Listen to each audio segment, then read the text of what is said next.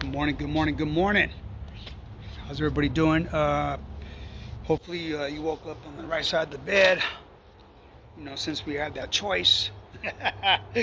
Believe me, I could have woke up many times on the wrong side of the bed. I had a perfect excuse, uh, perfect reason, probably better than anybody has. Um, and I chose to just keep it right, keep it positive, and seek the fruit, seek the fruit, fruitful, bearing fruit. And remember that with those that feel alone and such, that we're never alone. God is always with us, so you're never alone, no matter what. No matter how lonely you feel, know that God got your back. You're never alone. I was speaking to with this last night with somebody, with a client, uh, actually with a colleague, friend. It made perfect sense to them, to know that we're never alone. By spreading the gospel anywhere in work.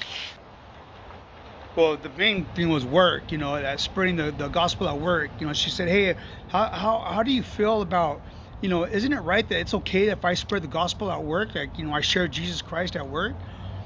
And absolutely, absolutely. I advised her that you get better job performance, you get better employees, um, and such. So by coming to work with by being at the foot of the cross, or not even by being at the foot of the cross, but being close to it.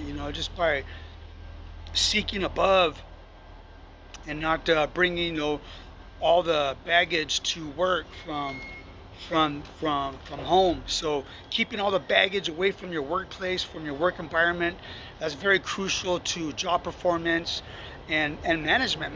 If you want to move up, management, they pay attention to those details. So just stay righteous at work, leave everything at home,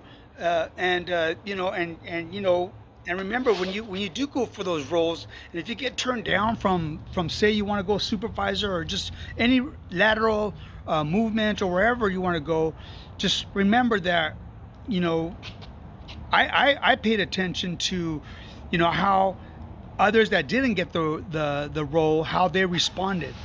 If they started talking smack, like, oh well, I don't know why Billy got it, or why you know. Sharika got it, or Jenna got it, or anybody. It just you when you that's the perfect reason to be like, what, that's a perfect. You make me feel good about not choosing you for that role. Anybody that is worthy of supervisor or management role would say, hey, congratulations. If there's anything I could do to help you out, uh, you know, you know, don't be shy to come to me. I'll help you out in your role, and such. I'd like to see you succeed, and blah blah blah. That's how you go about it. I managed for many, many, many years, with with hundreds of employees. So, I was very aware of how people responded to not getting the role, rather than the person that got the role. So, because we're going to be looking again. So, all right, well, now, you know, the people who talk smack, well, they're out. They're not even mature enough to get the role.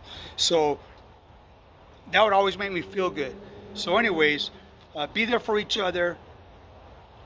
Brotherly love, brotherly love. That's how Philadelphia got the name, the Philly, Phyla, brotherly love. That's how Philadelphia. That's why it's the brotherly love. That's how that city. That's how Philadelphia got that name. Was from Phyla. Was from love, from brotherly love. That's one of the levels of love. And then you have agape love, which is the higher love. That's the highest. That's the top of the totem pole. So that's where it's unconditional love. That's the hardest way to love. Anyways, God bless y'all, man. I love y'all. um, and have a blessed day. All glory to God in the highest. All glory to God in the highest.